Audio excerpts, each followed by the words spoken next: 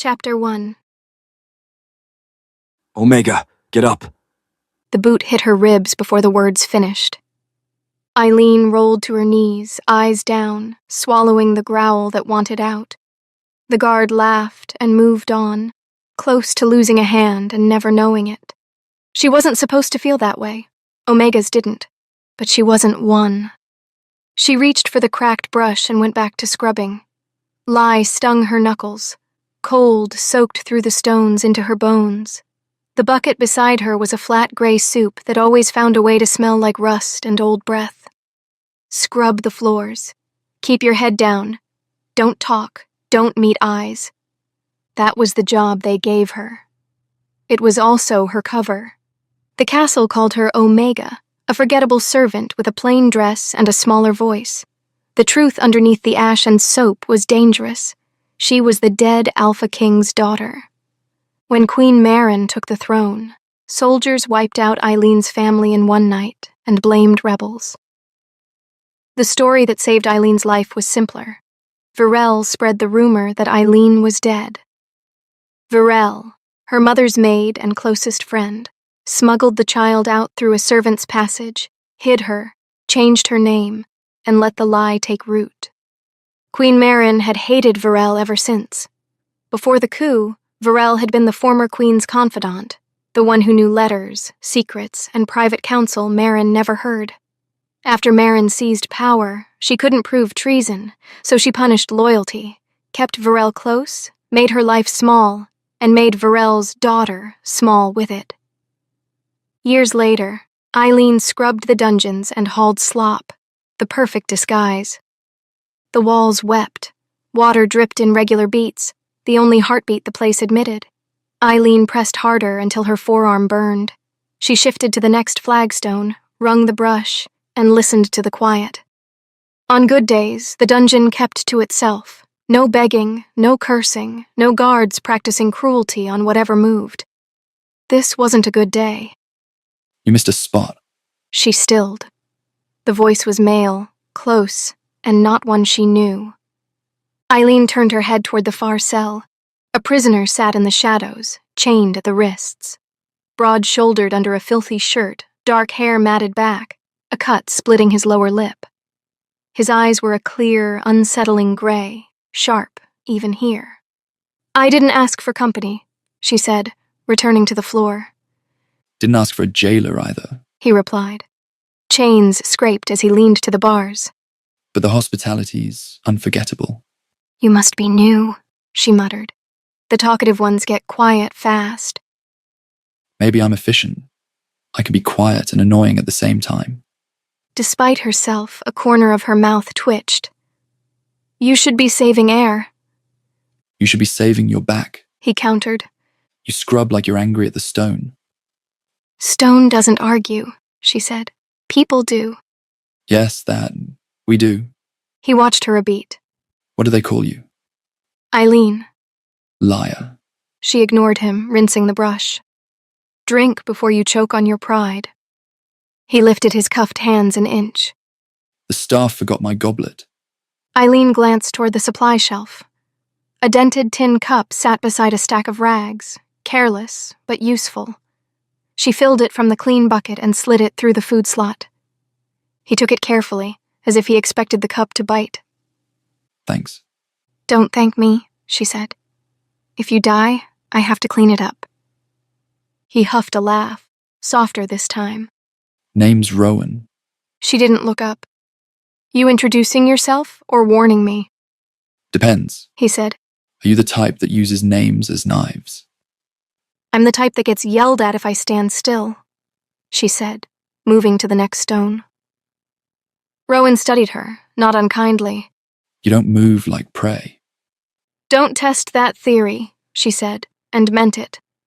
The iron door groaned open at the far end. Torchlight and rosemary threaded into the damp. "Leave her!" Varel told the guard, voice even. "Queen Maren wants the west cells done before sundown. I'll take this side." The guard shrugged and clanked away. The door thudded shut. Varel crossed to Eileen, quick and neat. Her hands were rough, her eyes missed nothing. She took Eileen's forearm, turned it, and clicked her tongue at the scrape. A strip of apron became a clean bandage in 2 practiced motions. Careful, Varel murmured. the Queen's counting mistakes today. She always is, Eileen said. Worse than usual. Varel kept her voice low. Blood Moon's coming. She's invited the Southern Alpha for the hunt. Eileen frowned. What's that got to do with us? Everything. Varel said. When Queen Maren wants to look powerful, she starts by making the rest of us look small. Her gaze flicked toward Rowan, flat and unreadable. And keep your distance from that one. The clever ones live long enough to cause trouble. Rowan lifted his tin in a short, sardonic salute. I'm honored. No. Varel said without looking at him. You're loud. She turned back to Eileen. Kitchens need hands. Go. I can finish this row. Go! Varel repeated, firm as a door latch. Eileen gathered her bucket and brush. As she passed the cell, Rowan spoke without turning his head. Appreciate the water, not quite Omega. Learn to whisper, she said over her shoulder. You'll live longer. Upstairs, heat pushed the damp from her skin. The corridors smelled of smoke, onions, and beeswax. Servants moved in lines that looked like order from a distance. Banners up, silver polished, floors polished again. The castle always glittered when it wanted to hide the rot. Eileen ducked into a storage closet for a breath. A little parcel lay on the shelf, bread wrapped in cloth with Varel's small mark. She slipped it under her apron and kept moving. At the stairwell window, she paused. Queen Maren stood in the inner courtyard below, crimson gown pooling like a spill, gold hair pinned with jeweled combs. She laughed at something a captain said, then tapped his arm with her fan when he flinched. From up here, the gesture looked light. Eileen knew better. She felt her jaw set and made herself look away. Not now. Stay small. Breathe. The kitchen took her for the next hours, hauling water, chopping vegetables, ferrying trays. Varel swept through twice without stopping, her path a map of avoiding disaster. When the rush eased, Eileen slipped a heel of bread to the laundry girl who always came last for soup, then headed back down with a stack of clean rags and a tin of salve Varel had pressed into her hand. The dungeon felt colder at night. Fewer voices, more echo. Rowan sat on the floor, back to the wall, eyes clear. You again, He said mildly. Your wrists, she said, sliding the salve and 2 rags through the slot. Use it or don't.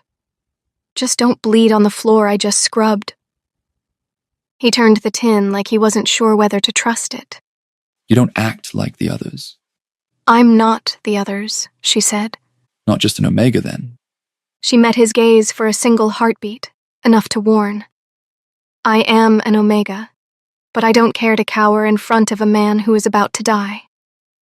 He accepted the lie for what it was, a line with teeth in it. Fair. A cough barked down the corridor and didn't stop. Water dripped. A rat skittered somewhere behind the stones. Why are you here? He asked after a moment. Because the Queen says so, she said. Not tonight. He tilted his head. Here. In this life. You don't carry yourself like kennel girls or kitchen staff. Again with this? He ignored her comments, still watching. You smell like ash and lie, and something that doesn't match being stepped on. Must be the rats, she said. They eat better than we do. He smiled, brief, knowing. Maybe. The iron door moaned again. Eileen moved back to her bucket, scrubbed a harmless spot like she belonged to it. Varel slipped in alone, shut the door quietly, and crossed to Eileen. Up! She murmured, barely moving her lips. Now! Eileen grabbed the bucket and followed. In the stairwell, Varel pulled her into a narrow recess as footsteps climbed below.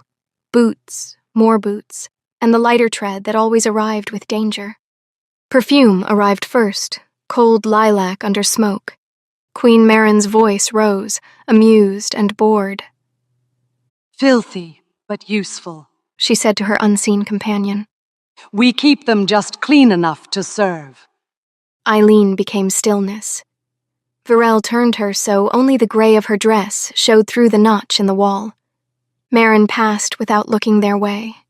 Steel and silk scraped the stone, then faded.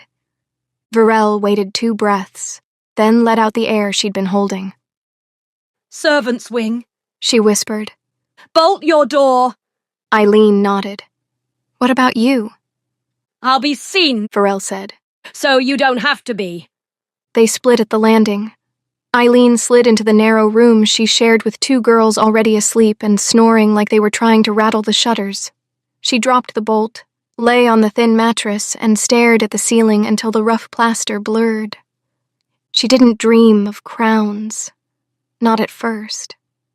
She dreamed of her mother's hand smoothing her hair, and her father lifting her high enough to see over the wall, telling her the forest belonged to anyone brave enough to walk it. When the dream thinned, something older rose in the quiet. Not a voice, not words. A calm presence looking back from behind her own eyes. Her wolf, it didn't push.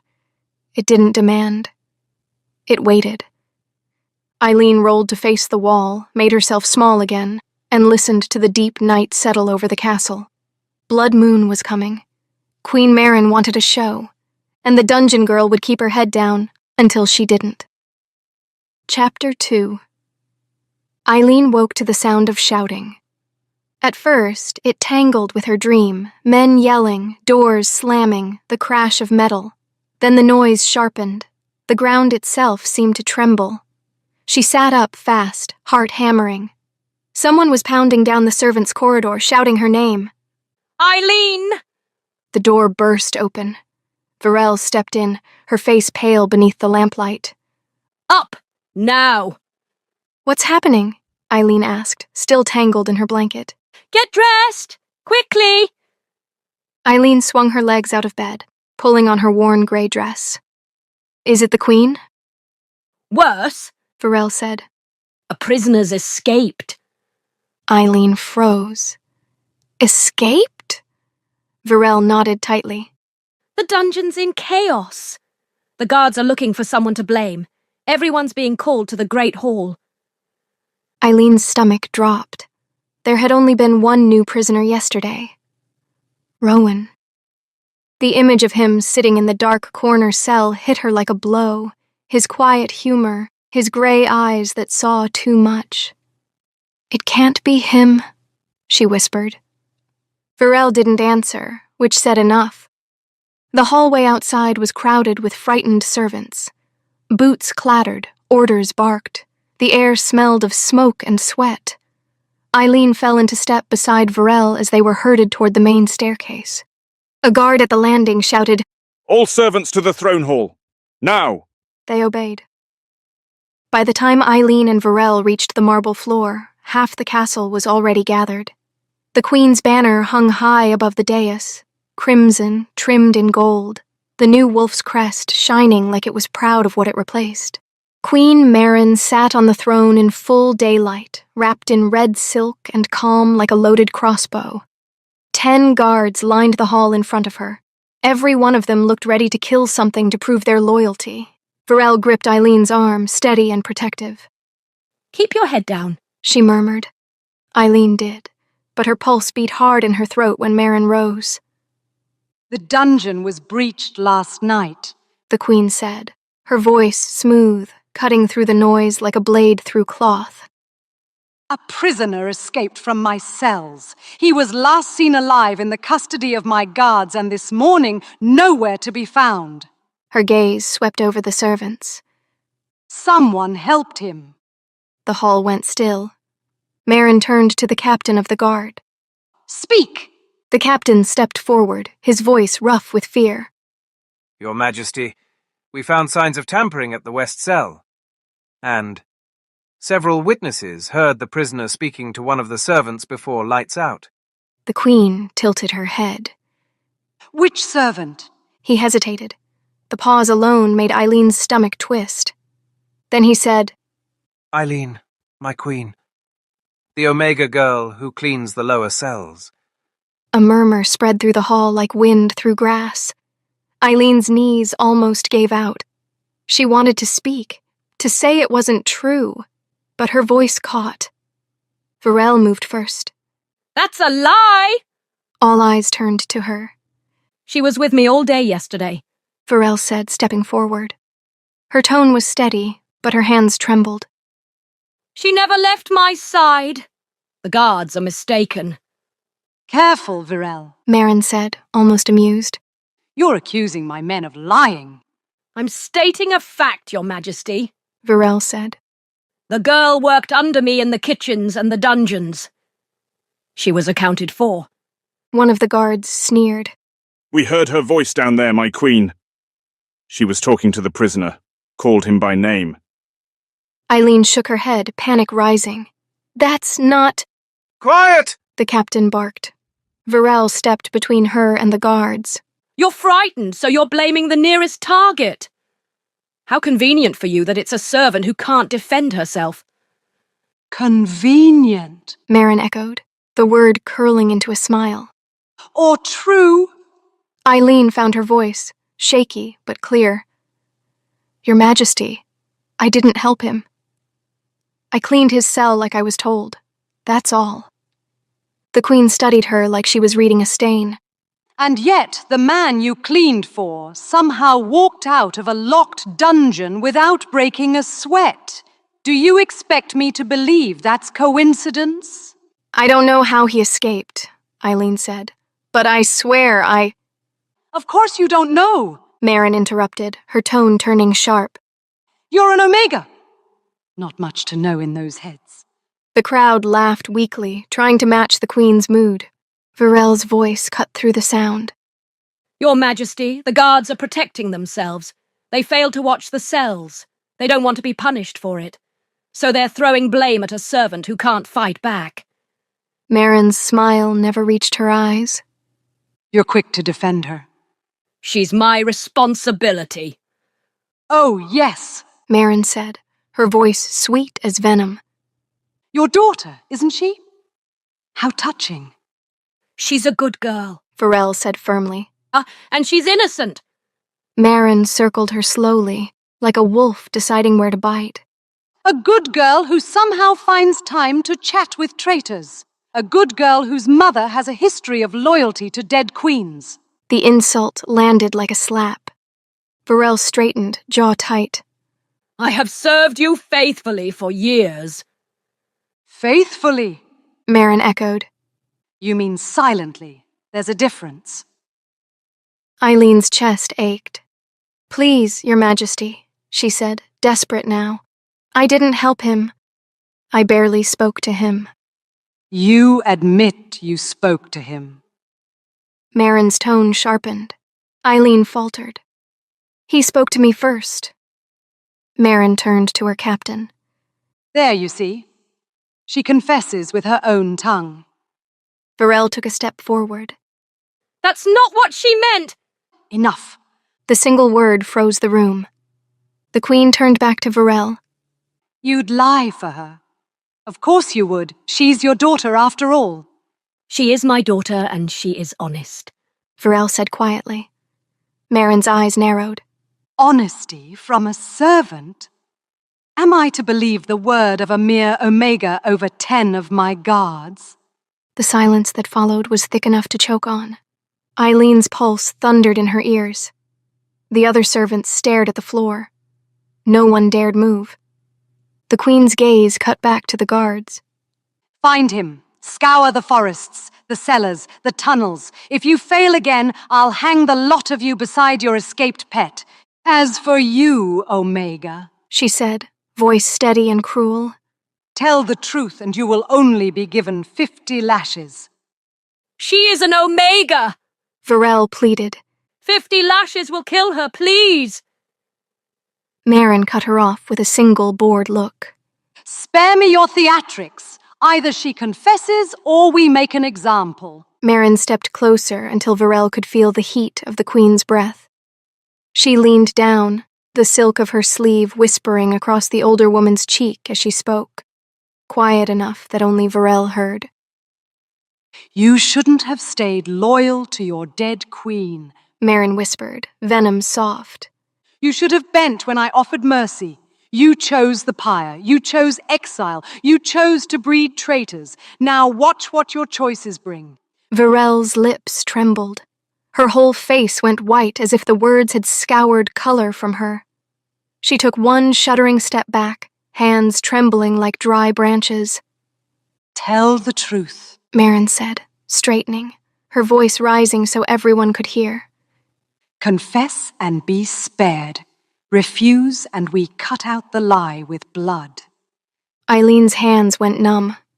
The room seemed suddenly to be underwater, the murmurs muffled, the torches distant, her lungs pressed for air. She thought of her parents' faces in the smoke, of Varel's 2 fierce hands pulling her small body to safety.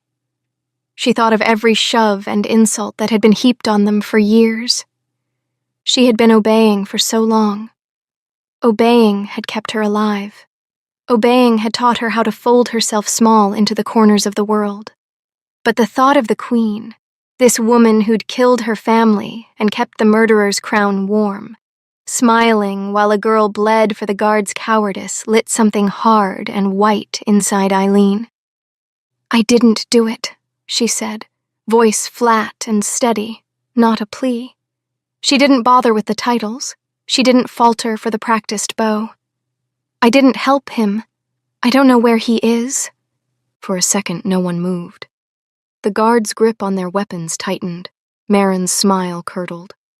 Guards! She snapped. She refuses to confess, since she prefers to lie. Her hand gestured. Execute her. 2 men stepped forward with a cleaver between them. The blade flashed. Varel's scream filled the hall. No! She cried, lunging. Your Majesty, please! Marin didn't so much as blink.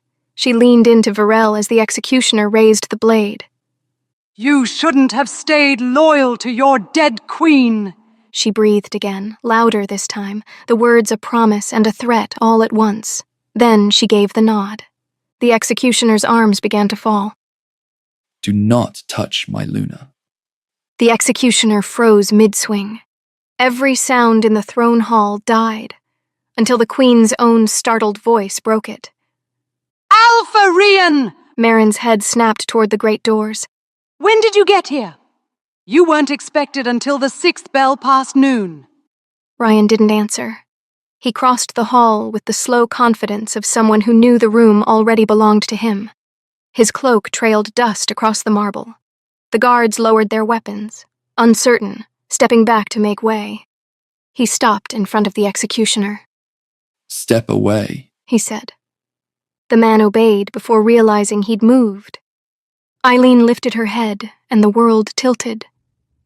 Because the man standing in front of her wasn't a stranger. Chapter 3. The same gray eyes she'd seen behind the dungeon bars met hers now, framed by sunlight instead of shadow. The same mouth, the same scar at the corner of his lip. The same voice that had teased her about saving air, now wrapped in an alpha's tone. Rowan. But that was impossible.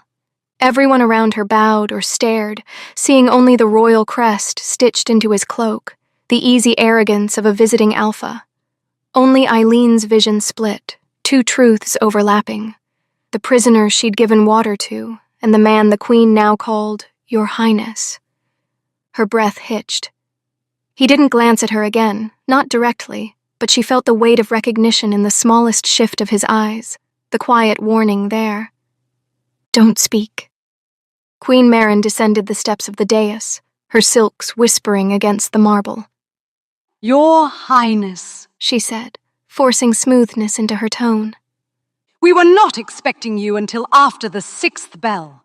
What brings the Southern Alpha to my hall so urgently? Rowan, didn't answer right away. He was still looking at the executioner, who held the cleaver frozen midair. His voice, when it came, was quiet but absolute. Put it down. The man obeyed, trembling. Only then did Ryan turn to the queen. I arrived early. He said simply. It seems I did so at the right time. The Queen's expression flickered. You arrived unannounced, interrupted royal judgment, and now presume to command my guards? He tilted his head slightly, the movement small but cutting. Your guards were about to execute a girl for a crime she did not commit. Forgive me if I mistook that for poor judgment. A ripple of shock moved through the hall. Queen Marin's smile tightened. You defend her so eagerly. Tell me, Your Highness, since when does an alpha champion a servant? Her gaze turned on Eileen, sharp and disdainful. A mere omega, no less. You must have very generous tastes. I have a distaste for injustice, He said, tone even. if that's what you mean. Marin's eyes narrowed. And what would you know of this injustice? You were not here last night. Ryan's answer came calm as a blade sliding from its sheath. You'd be surprised what I see, even when I'm not expected. Something in his voice made Eileen's stomach twist. That tone was the same one Rowan had used in the dungeon when he said you don't move like prey. But how could he be standing here, dressed in velvet and silver, with the crest of the southern house stitched over his heart? She glanced at the guards. None of them showed the faintest flicker of recognition. They didn't see Rowan at all. Not his face, not his eyes, not the scar she couldn't unsee. Her heart pounded. She turned her head slightly, searching for Varel in the crowd. Varel stood rigid behind a column of servants, pale and silent, her hands clasped in front of her apron. Nothing. No recognition. Eileen looked back at him. Rowan, Ryan, whoever he was. His posture hadn't changed, but something about the air around him shimmered faintly, like heat above stone. For a heartbeat, she thought she saw chains flicker ghost-like across his wrists, then vanish. Her breath caught. No one else reacted. The Queen, still recovering her poise, folded her hands together. You speak boldly for a guest in another's court, She said. but perhaps you'd like to explain yourself, Alpha-Rian. On what grounds do you claim this girl? He met her gaze without flinching. On grounds of law. You invited me here as a guest of your realm. Under the Southern Marches Code, those under my protection are mine to defend until I leave this court. Your protection? Marin's lips curved. You claim her then? He didn't hesitate. I do. The hall erupted into murmurs. The Queen raised a hand for silence, though fury burned behind her composure. And if I refuse this claim? Ryan's voice dropped, just enough that the space between words grew dangerous. Then I will take her by right of the Blood Moon Treaty your ancestors signed. Unless, of course, you wish to undo the very alliance you've summoned me here to strengthen. Marin blinked. Her jaw tightened, but she smiled as if the exchange amused her. You play politics well, Your Highness. Very well. Keep your little pet, for now. But know this, if she steps out of line again, not even your crest will save her. Ryan inclined his head once. Understood. He turned and gestured to the guards. Release her. They hesitated, looking to the Queen for confirmation. Marin gave a stiff nod, her eyes locked on Eileen like she was something vile that had crawled out of the dirt. Eileen's wrists were freed. She stood unsteady, confusion and adrenaline tangling in her chest. Ryan didn't look at her, but the faintest movement of his hand told her to follow, and she did, because she didn't know what else to do.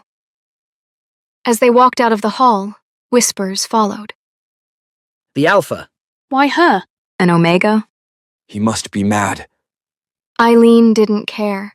All she could think about was the impossible truth burning behind her eyes.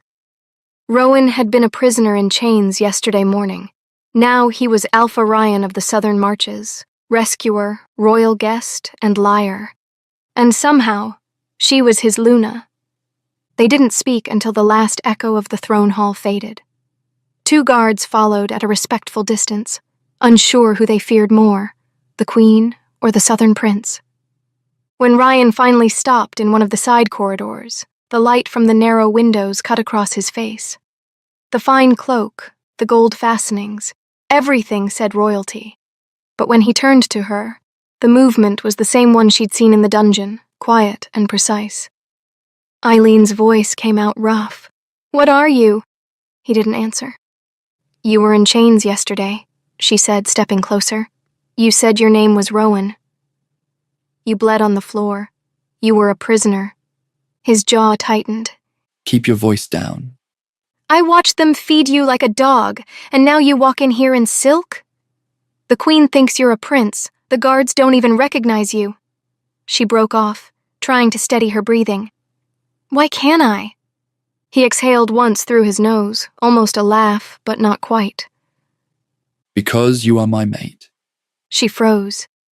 For a heartbeat, she simply stared. Then a short, incredulous laugh burst out of her. "You're what?" He said nothing. His gaze held steady, calm and sure. "You've lost your mind," she said, shaking her head. "You can't just walk into a room, claim someone as your Luna, and call it destiny." I didn't choose it. He said. Neither did you. "Then maybe the moon made a mistake." Before he could answer, footsteps echoed nearby. He looked over his shoulder once, then back to her. We can't talk here. Come with me. "I'm not going anywhere with you."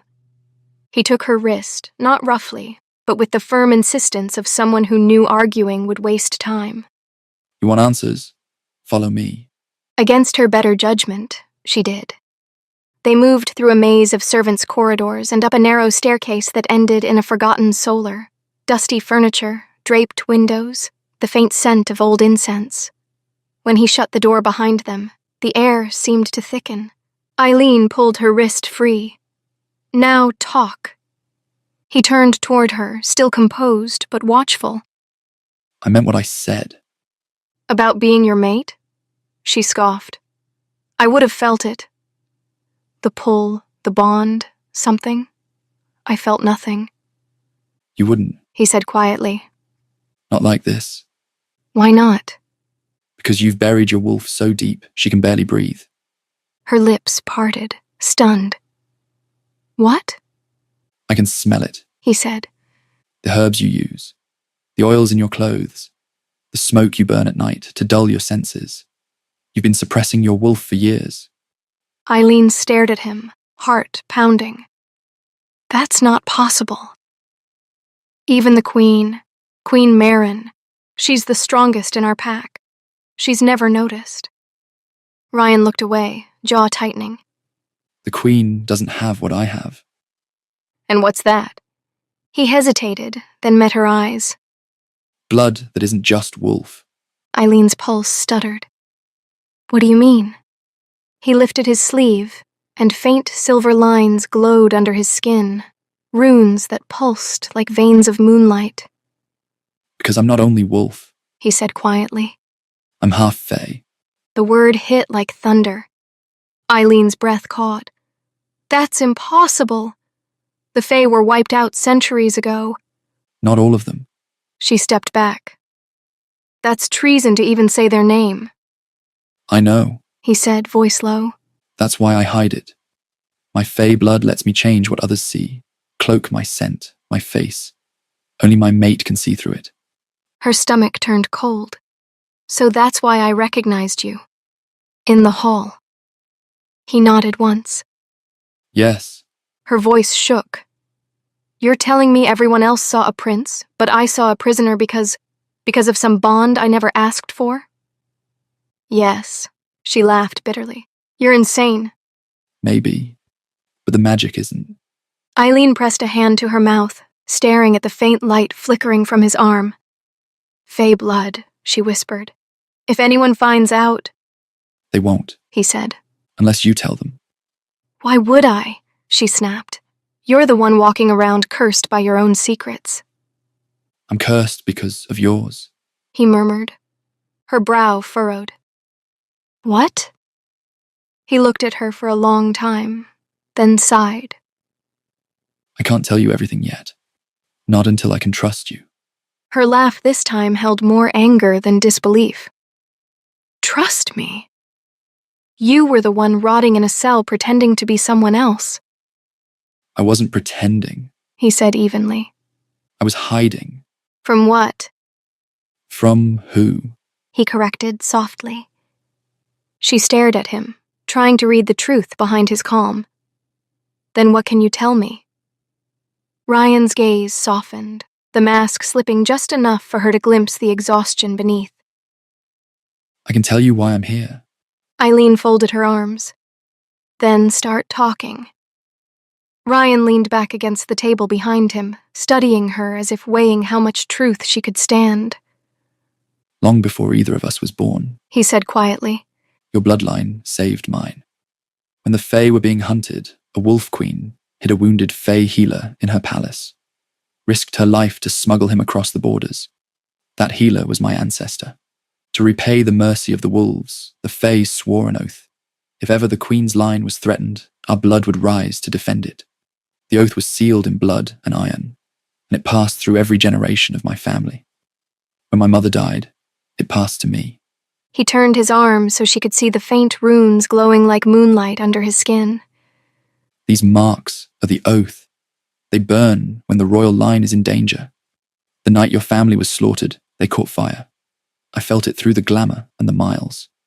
It hasn't stopped burning since. Her breath caught. And you think that means? That the heir survived. He said simply. That you survived. She shook her head. You're wrong. I'm no heir. I'm nothing. He stepped closer, slow enough that she could have stopped him but didn't. You hide behind herbs and ash, dull your scent until you can barely stand your own reflection. But underneath all that, your blood sings the same note as the Lost Queen's. I've heard it in my dreams for years. You dreamed of me? She whispered. He nodded. I didn't understand it until I saw you in that cell, until I realized you were the reason the oath still burned. Eileen pressed her palms against the table, trying to anchor herself. So you let yourself be captured? That's how you came to find me? Yes, He said. a rogue could slip into places an alpha never could. And if I had been just a servant? Then I'd have died in the cell, and the magic would have faded. His voice dropped, low and steady. But it didn't. She wanted to argue, to tell him he was mad, but the runes still shimmered faintly, and his scent, wild, bright, unearthly, seemed to vibrate through her bones. You're bound to this debt, she said finally. You're here because of some ancient promise, not because of me. His expression softened. At first, then I met you. Silence settled between them, filled only by the slow rhythm of their breathing. Eileen looked away. If the Queen finds out who I am, she'll kill us both. Ryan's answer came without hesitation. Then we make sure she never does. Chapter 4. The Queen didn't scream that day. She didn't have to. By morning, everyone in the palace knew what her smile meant. Varel's duties were doubled, then tripled. She was pulled from the kitchens, reassigned to the upper floors, then sent back down again to clean the dungeons she used to supervise. No one said the word punishment, but it hung in every order she received. The message was clear. The Queen couldn't touch the prince or his new Luna, but she could make the woman who raised her suffer. Eileen tried to see Varel 3 times. Every time a guard stopped her with a polite excuse or redirected her to a pointless task. By the 3rd day, she realized it wasn't coincidence. The Queen wanted her isolated. People started treating her differently. The servants who once ignored her now bowed their heads. The guards who used to shove past her hesitated before speaking. Whispers followed her down the halls. The prince's chosen, the Southern Luna, the Omega who defied the Queen and lived. Eileen didn't know which rumor was worse. She kept her head down, but she could feel their eyes on her. She had spent years pretending to be invisible. Now the attention felt like a noose. When she passed the East Gallery, she saw Ryan leaning against a pillar, pretending to study a portrait. You've become popular. He said, smirking. I didn't ask for it. No one ever does. Popularity is just fear in new clothes. Then I'd rather stay hated. He looked amused. You might not have that choice anymore. They started meeting in secret again, in the old records room behind the armory. The place was cold, but private. It had one narrow window and a table covered in dust. You shouldn't keep walking alone. Ryan said one night as she shut the door behind her. You shouldn't have called me your Luna in front of the entire court, she shot back. It stopped them from killing you. It started 1,000 rumors, Good. he said. Rumors are protection. No one dares touch what they're afraid of. Eileen sat on the table's edge, crossing her arms. We can't live off fear. We won't. He unrolled a faded map of the palace. We'll build something better. They leaned over it together. Ryan pointed out guard shifts and passageways. Eileen corrected him on which servants were loyal and which were spies. Slowly, their shared purpose turned into a kind of rhythm. Sharp words, quiet understanding. She learned that his magic wasn't endless. The glamour that kept his fey side hidden took energy to maintain. The longer he held it, the more it drained him. He learned that her wolf had been suppressed so long she could barely feel it stir. They had that in common, both hiding what they really were just to stay alive. A week passed without a single word from Varel. Eileen's patience snapped. I need to see her, she said suddenly one night. I can't keep pretending she's fine. Ryan looked up from the map. The Queen's keeping her busy on purpose. She's the only family I have left, Eileen said. She was my mother's best friend. She saved me when the others were killed. If we're planning to take the throne, we need her. She knows the palace better than anyone, and she can feed us information. Eileen. She won't betray us, she said firmly. She's kept my secret all these years. He hesitated, studying her face. Then he sighed. You're not going to drop this, are you? No. Fine. He said finally. But we'll do it my way. No one can see me as myself. She frowned. Meaning? I'll borrow a face they won't question. She blinked. You mean the Queen's? He gave a small, dangerous grin. Who else? Ryan stood a few feet away, eyes half closed. The air in the room shifted, cooler, sharper. His outline blurred like heat rising off metal. When it settled again, Queen Maren stood in his place. For a second, Eileen froze. Then her wolf stirred, and the illusion broke. She still saw him underneath, the same face, same gray eyes, same mouth fighting a smirk. Only the clothes and frame had changed. Eileen blinked once, then burst out laughing. Ryan tilted his head. I don't usually get that reaction. You look ridiculous, she said, still laughing. Like the Queen's wearing your skin. Let's hope that's enough to fool everyone else. They found Varel alone in the laundry hall, kneeling beside a steaming tub. Her hands were raw and pink from scrubbing. When she saw the Queen standing in the doorway, she dropped to her knees instantly. Your Majesty! Eileen stepped forward quickly. It's me. Varel looked up, startled. Eileen! Before she could speak again, Ryan shut the door and let the glamour fade. The Queen's red gown shimmered into a cloak of black. Varel's eyes widened. She whispered, By the moon! It's all right, Eileen said. He's with me. Varel's voice was low and sharp. Do you want both of us hanged? No, Eileen said quietly. I want to take back what's ours. She told her everything, about Rowan, about Ryan's real identity, about the plan. Rian stayed quiet, letting her speak. Varel listened the whole time without interrupting. When Eileen finished, she wiped her wet hands on her apron and looked at Rian. You're half Fae, she said flatly. Yes. Then you'd better be good at hiding it. He smiled faintly. I've had practice. Varel stood silent for a long moment, the sound of water dripping from her hands echoing in the laundry hall. Then she asked quietly, What is your plan? Eileen glanced at Rian, then back at her. To take back the throne. To tell the truth, that the Queen murdered my family and that I am the rightful heir. Varel's face fell. The strength in her shoulders seemed to fold in on itself. Child, no! I have to, Eileen said. You always told me wolves don't run forever. Varel's jaw tightened. And most who stop running die where they stand. Eileen moved closer. You once said my mother would have fought. That woman was born under a blood moon, Varel murmured. You are not her. Maybe I'm enough. Varel exhaled, the fight leaving her. I knew this day would come, She said softly. You were never meant to scrub floors and hide behind false scents. You can't cage a wolf forever. She looked up at her, eyes glistening. So be it. But if you mean to claim the crown, you'll need proof. What kind of proof? Ryan asked. The Destiny Stone, Varel said. Eileen blinked. That's impossible. The stone was destroyed during the rebellion. Varel shook her head.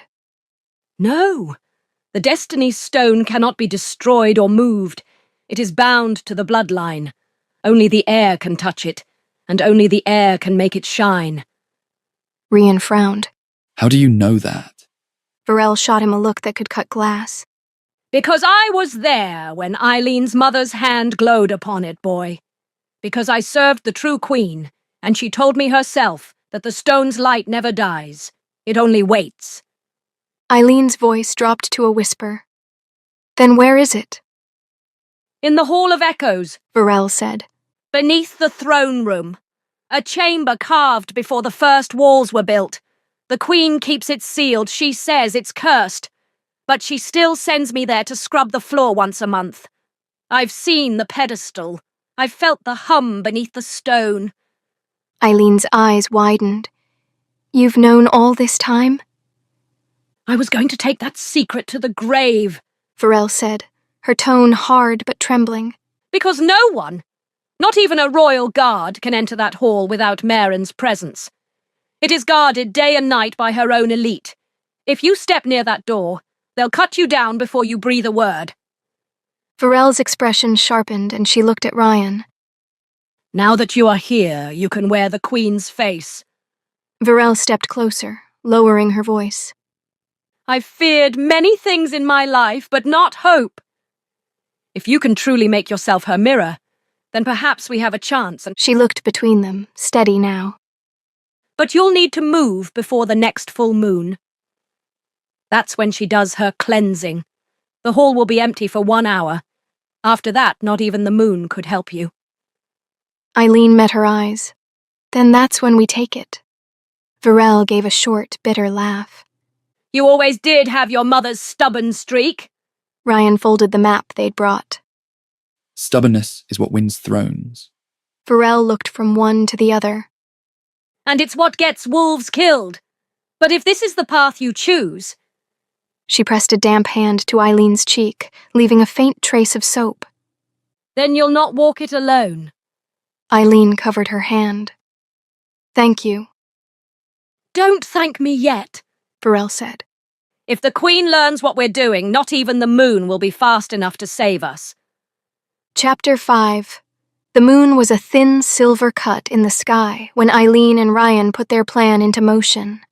For a week, they'd memorized routes, watched guards change, and counted which corridors were busiest after dusk. Every night, Varel passed scraps of information hidden in folded linens or notes tucked under water pails. Eileen burned each one over the sink and whispered the words back to herself until they stuck. The plan was simple. Ryan would wear the Queen's face. The wards that sealed the Hall of Echoes would open to her presence alone. Once inside, Eileen would take the Destiny Stone to prove to the people the heir's line lived. Then they would vanish through the wine tunnel below the dais. It was the only plan they had, and the only one foolish enough to work. When the bell tolled twice, the palace slept. Rian's form shimmered beside her. Maren's sharp profile replaced his. The illusion was flawless. Every tilt of her chin, every line of that cold mouth. Eileen still saw him underneath. The magic bent light, not truth. Ready? He asked, his voice carrying the Queen's crisp tone. Eileen adjusted her cloak and nodded. Let's end this. They took the south corridor, where torches burned lower and servants avoided the path. 2 sentries guarded the final hallway before the Hall of Echoes. Ryan walked straight toward them. Your Majesty. One said, startled, dropping to his knee. Move! Ryan ordered, copying Marin's bored command tone perfectly. They moved. The ward before the door pulsed faintly, then shivered. The massive stone barrier groaned and swung open. The air that drifted out was cold, dry, ancient.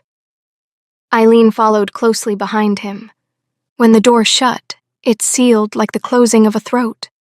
The chamber stretched wide and empty, the sound of their steps swallowed by the polished floor. At its center, on a raised pedestal, sat the Destiny Stone. It wasn't large, just a dull orb resting in a shallow cradle. But even from a distance, Eileen felt it hum through her chest. She moved forward. The air prickled against her skin. Ryan whispered, Quickly. The glamour won't hold forever. Eileen reached the pedestal and stared down at the relic that could decide everything. Her hand trembled as she reached for it. The moment her palm brushed the surface, light flared from within. Not harsh, not blinding, warm and alive. It wrapped her hand, climbed up her wrist, and settled over her like recognition.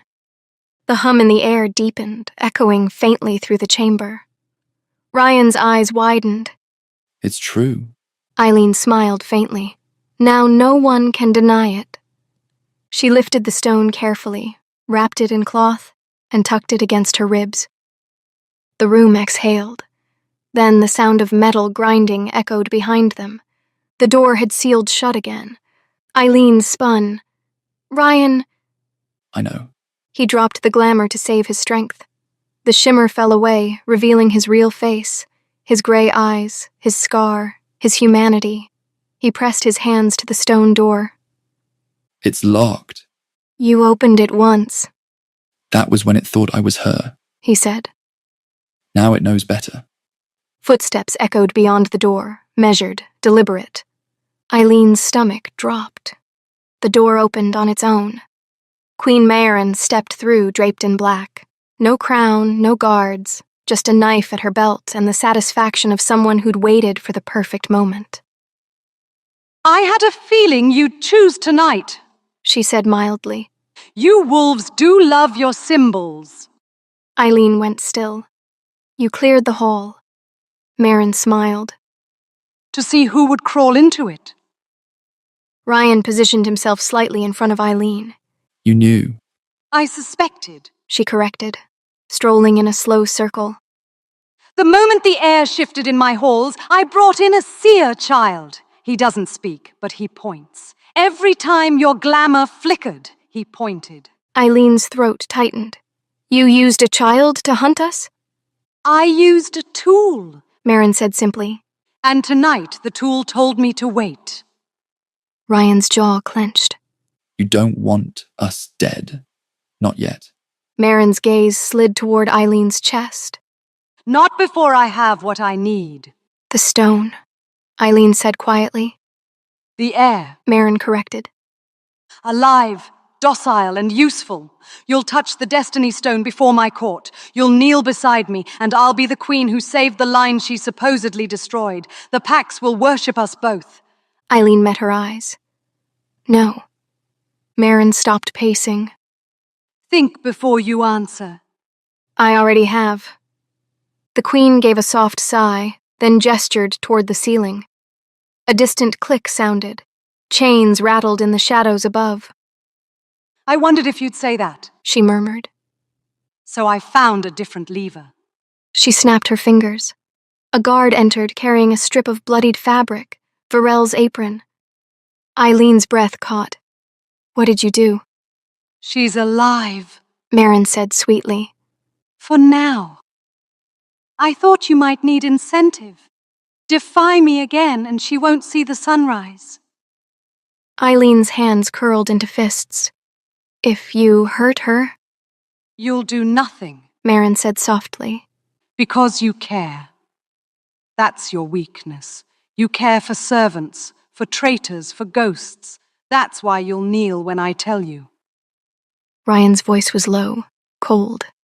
You mistake compassion for weakness. No, Marin said, eyes sharp. I mistake it for leverage. Eileen's voice broke. Fine.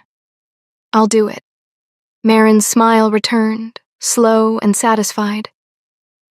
Good girl. Tomorrow, you'll stand beside me and you'll make the world believe I saved you. You will give them a pretty speech about how your father went mad after you got kidnapped by rebels. He burned his family alive. Unfortunately, while in the custody of the rebels, you lost your memory.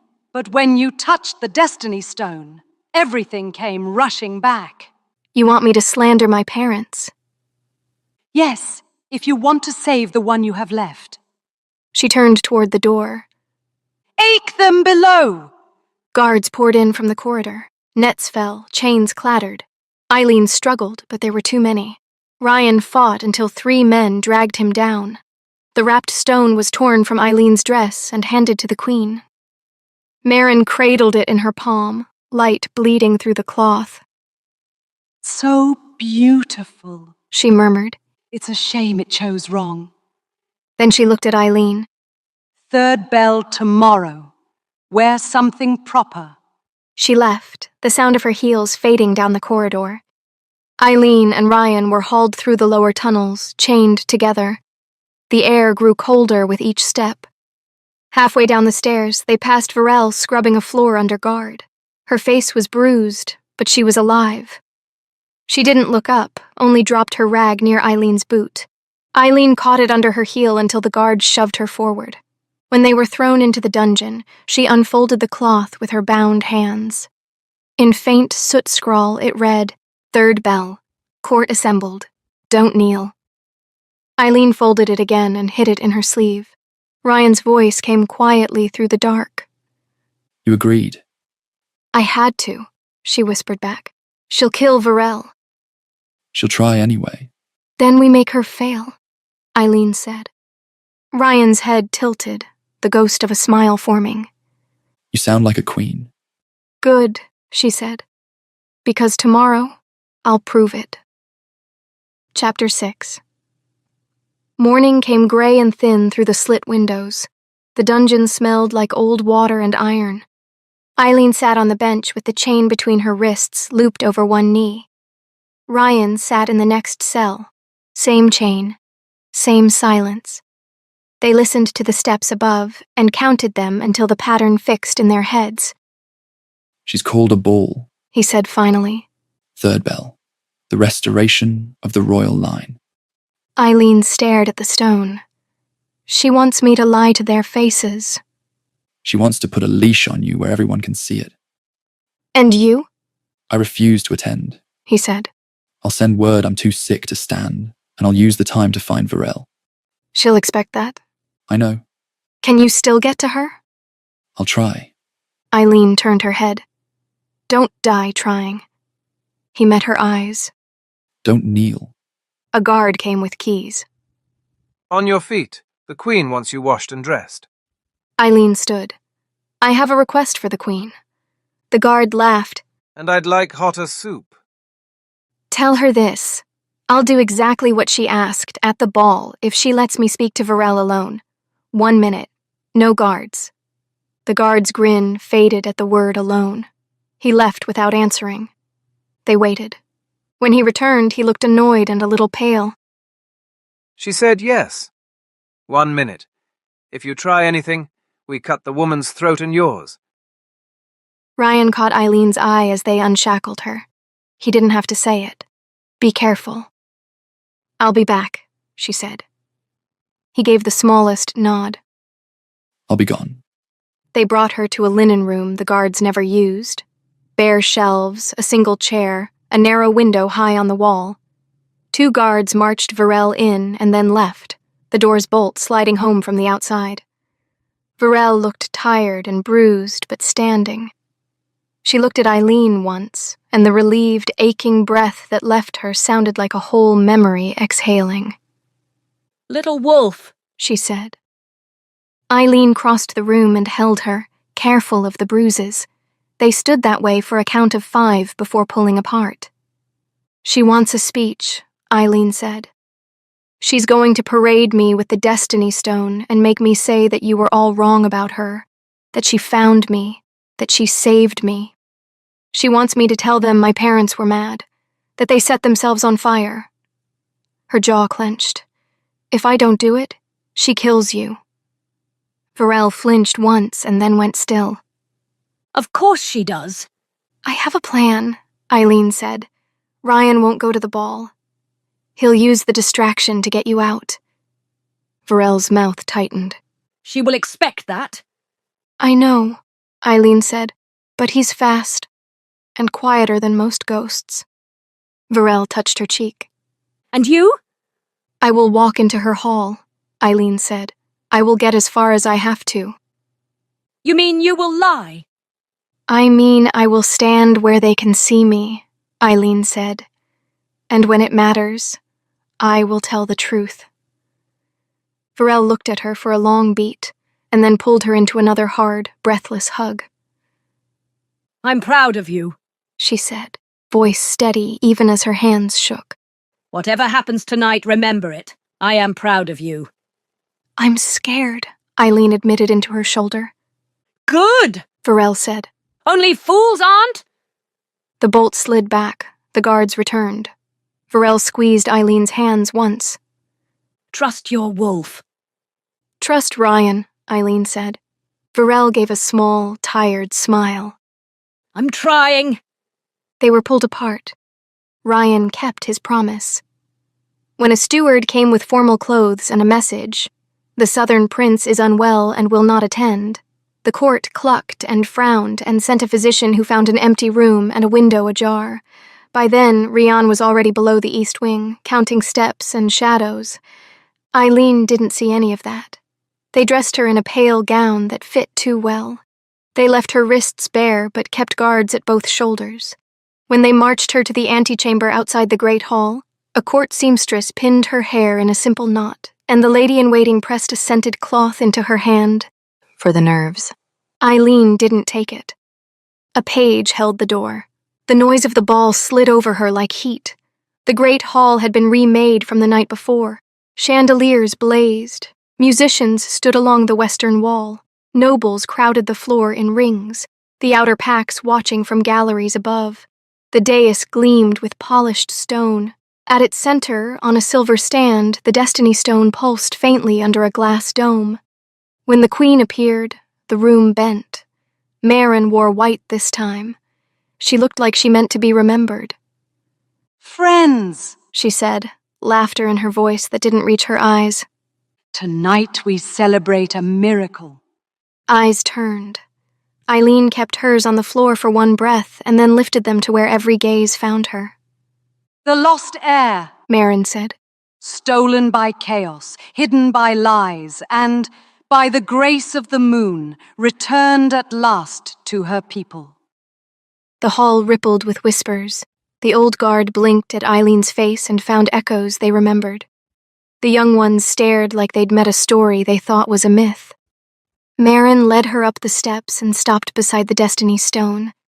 She laid her hand on the glass dome and nodded to a steward, who lifted it away.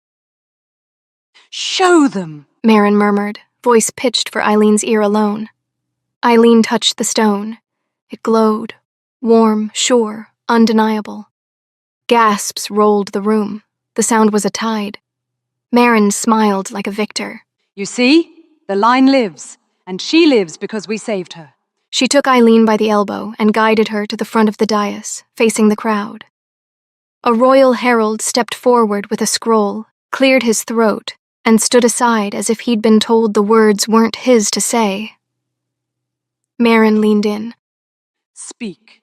Eileen drew breath to begin the truth, and Maren's hand tightened. I know your little plan, the queen whispered without moving her smile. Your prince isn't coming to the ball. He thinks he'll fish your maid out of my net. He won't. You're guessing, Eileen said without turning her head. Look left. Marin murmured. Eileen turned her eyes only. From the angle where she stood, hidden by a pillar from the crowd's view, a guard held Varel with one arm and a knife pressed under her jaw. Varel met Eileen's gaze and didn't even try to hide that she'd been beaten. No one else can see her. Marin said softly. Only you. Only me. So you understand, if you fail to say exactly what I told you, I will open her throat in silence while you talk, and you will watch her die while they clap for your courage. The world narrowed. The music faded to a pulse Eileen could hear in her teeth. Speak, Marin said. Eileen faced the crowd. The words she'd rehearsed stuck like bone in her throat. She glanced left once more. Varel shook her head the smallest amount. Marin's nails bit her arm. Now! Eileen opened her mouth. My parents... Varel moved. It wasn't an accident. It wasn't a stumble. She leaned into the blade. The cut made no sound over the music, but Eileen felt it in her bones. The guard's eyes went wide, and then he jerked back in shock as blood ran hot over his hand. Varel folded where she stood and slid to the floor out of sight. Eileen's scream tore the hall in half. The music stopped like a cut string. Every head turned toward that sound. Marin realized she lost her leverage, and her hand flew to Eileen's mouth, and Eileen tore it away with a strength that wasn't there a breath earlier. The air shifted, something old waking up. Guards! Marin shouted, voice high and wrong. Seize her! They didn't move. The nearest guard, wolf-born, like most of them, looked at Eileen and saw not a girl in a pale dress, but authority. Her eyes burned gold, her shoulders squared. Her voice, when it came, hit their spines like a command. Stand down, she said. They did. Instinct won where orders failed. Wolves bowed to the stronger will. They'd been bowing to the wrong one for years. Marin backed a step, the first crack in her calm. This is treason. Eileen turned to the hall. Her hands were shaking. Her voice wasn't. I've been told to bow my entire life, she said, and the room, hungry for something true, listened. To scrub the floors of the woman who murdered my family. To pretend I was nothing while she wore my mother's crown. The murmurs in the crowd thickened, turned ugly, turned ready. My father was your king, Eileen said. He bled with you. He ate at your tables. He walked the city without guards because he didn't need them. He was loved. And he died because the woman beside me ordered it. Marin laughed, too loud, too bright. Lies! The heir was stolen by rebels, her parents mad with grief. Mad? Eileen cut in. You taught me that word. You wanted me to say it tonight. You wanted me to tell Thema a story about fire and despair that would make you merciful and brave. But here is the truth. Your men came in the night with torches and blades. My mother sent me into a tunnel with the woman who raised me while you burned a pack alive to make room for your crown. Someone in the upper gallery shouted, I saw the smoke. Another called, I carried the bodies. The sound spread. Memories cracking open like old doors pushed too long against. Marin's smile trembled. This is a trick. She's been coached. Arrest her, Eileen said to the guards, and the timbre of the order made it a law. Do not harm her. Death is too easy. She will stand trial for every name that never got one. The closest captain hesitated for half a breath, then stepped forward. 2 more followed. Marin tried to back away, but the dais gave her nowhere to go. Hands closed on her arms. Her knife clattered to the floor and spun. The room shouted. Not all at once, not a single word, noise like a storm. But then the chant found itself and rose. Long live Luna. Long live Luna. Eileen flinched at the sound and shook her head. Enough, she said. And the room struggled back to silence because the room wanted someone to tell it what to do. She pointed to the side aisle. Clear it. Now. They parted without knowing why. Eileen stepped down from the dais and moved along the edge of the column where only she had seen. There, beyond the sightline of the crowd, Varel lay in a slick of blood that reflected the chandelier like fireflies trapped in wine. Eileen dropped to her knees. The tile was cold through her dress. She slid a hand under Varel's head and lifted it onto her lap. "Varel," she said, and the name cracked in the middle. "I'm here." Varel's eyes were half open and already going far. Her mouth moved once without sound. Eileen bent close. "I'm sorry," Eileen whispered. "I should have—" Varel's fingers twitched and found Eileen's wrist. The grip was weak and fierce at the same time. Her lips formed a word Eileen had read 1,000 times on that face and heard. Proud. Eileen swallowed a sob. "I know." Behind her, Marin laughed. It was ugly, wild, and brittle. The captains had her by both arms. She kicked once at a fallen goblet and sent it skittering. You think this makes you a queen? Marin called down. You killed her yourself. You brought her into this. Eileen kept her eyes on Varel's face. "I'll make it right." You'll bury another, Marin sang out, head thrown back, eyes bright with a kind of relief that only monsters feel when the world finally matches them. I've killed everyone you've ever loved. Eileen closed her mouth around the sob and let the anger carry the words out instead. "And you will pay for it," she said, voice low and steady so the hall could hear it. "You burned them to wear their crowns. You named their deaths mercy. But one thing you forgot, you cannot burn the truth." Marin's laugh splintered, high and brittle. And what will you do, wolf girl? Sing their names until your throat breaks? No. Eileen's fingers tightened on Varel's wrist until the older woman winced. "I'll make sure everyone who helped you remembers what you did." Hands dragged Marin back. Her eyes flashed at Eileen, wild, dangerous, and then she was shoved through the side door, still spitting curses as the crowd pressed in around the dais. The chant rose again, louder this time. "Long live Luna! Long live Luna!" It wasn't polite applause. It was a sound that rearranged the room. It stitched a new map over the old one. Faces she had never trusted looked at her now with something like hope or hunger. Men who had spat on her months ago pounded fists on their chests and shouted names that had not been said in years. Eileen stayed on her knees, Varel's head cradled against her, staring at the thin pulse she could no longer find. Blood darkened her palms and the hem of her dress. The Destiny Stone's glow, which had burned bright an hour before, flickered uncertainly beneath the glass dome on its stand. For a moment, the world narrowed to breath and heartbeat, and the weight of a life she could not bring back. Then, the hall shifted in a way that had nothing to do with people. The Destiny Stone pulsed. Not a trick of light, an answering beat, clean and low, as if someone had struck a bell under the floor. The silver light bled from the dome, softening into a band of pale radiance that ran the length of the polished tiles. It found Eileen's hand first, touching the blood on her palm like rain on iron. Her skin prickled. Then the light crawled out across the floor and pooled at Varel's still form. The color that touched the wound was not the harsh white of a torch.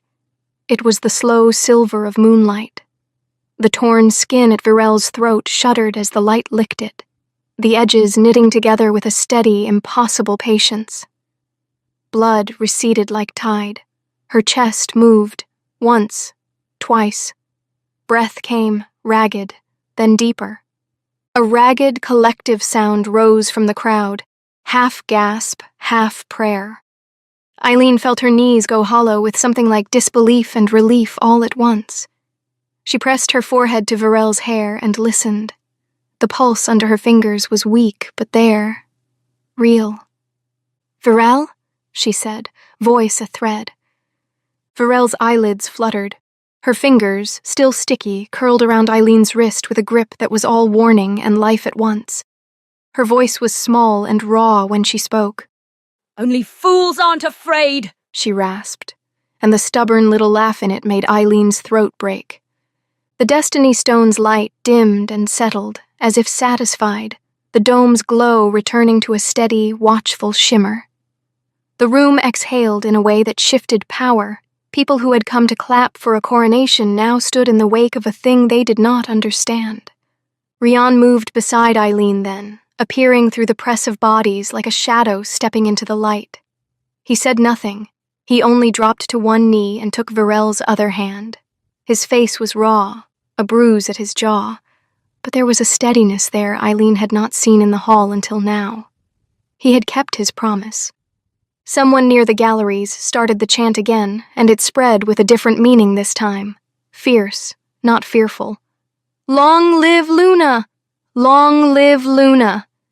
It rolled down the aisles and answered itself until the hall was full of a new name. Eileen stood because the room needed a shape to follow.